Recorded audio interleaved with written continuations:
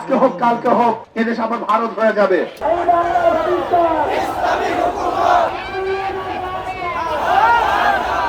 মোদির এলাকায় সেখানে তোরা রামের ভক্ত, বাংলাদেশ হলো দেবীর ভক্ত, মোদির গ্রুপ তারা হলো রামের ভক্ত। এখানে দেবী মূর্তি স্থাপন না করে রামের মূর্তি স্থাপন করার কারণটা কি একজন চিন্তা করেছেন? এই চিন্তা কিন্তু অনেকেই করেন নাই। এখানে দেবী এবং রাম উদ্দেশ্য নয়, এখানে উদ্দেশ্য হলো দেশটাকে গ্রাস করা, দেশটাকে দখল করা। আজকে আমাদের স্বরাষ্ট্রমন্ত্রী যারা এই দেশকে প্রদেশ বানাতে চায়, ভাগ করতে চায়, তাদের বক্তব্যকে সিলিবক টান বলেছেন, এটা সিলিবক টান হয়ে গেছে। কিন্তু আবার নতুন ভাবে জঙ্গি সৃষ্টি করতেছে। এই দেখেছেন কয়েকদিন আগে জঙ্গি নাটক শুরু হয়েছে। এই জঙ্গি নাটক এটা বাংলাদেশের কোন সংস্কৃতি নয়, এটা ভারতের এক সংস্কৃতি।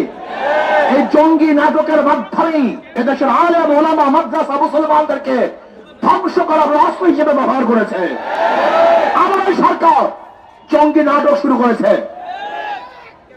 ভারতের বিভিন্ন লিডাররা ম্যাপ দেখায় যে বাংলাদেশ, পাকিস্তান, আফগানিস্তান, নেপাল, ভুটান সহ এই এরিয়া অখণ্ড ভারত হিসাবে তারা ম্যাপের মধ্যে বারবার প্রদর্শনী করেন যে আজকে হোক কালকে হোক এদেশ আবার ভারত হয়ে যাবে।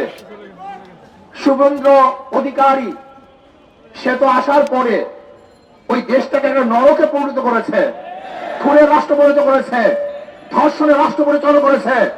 সেখানে মেয়েদেরকে ধর্ষণ করে হত্যা করা হয়েছে। আজকে সেখানে মসজিদকে ভেঙে দেওয়া হচ্ছে, মাদ্রাসাকে গুড়িয়ে দেওয়া হচ্ছে। আজকে জোরপূর্বক মুসলমানদেরকে ইসলাম বলতে বাধ্য করা হচ্ছে, এ দেশকে দখল করার হুমকি দিচ্ছে। আমি স্পষ্ট বলবো, বাংলাদেশের মানুষ সজাগ হন, সচেতন হন, এ দেশকে রক্ষা করতে হবে। আমরা জীবন দিয়ে হলে দেশকে রক্ষা করব। যেরকম জীবন দিয়ে, রক্ত দিয়ে আমরা আধিপত্যের বিরুদ্ধে আন্দোলন করেছে, সংগ্রাম করেছে, প্রয়োজনে আমরা আবার জীবন দিয়ে দেশকে রক্ষা করবো ইনশাআল্লাহ।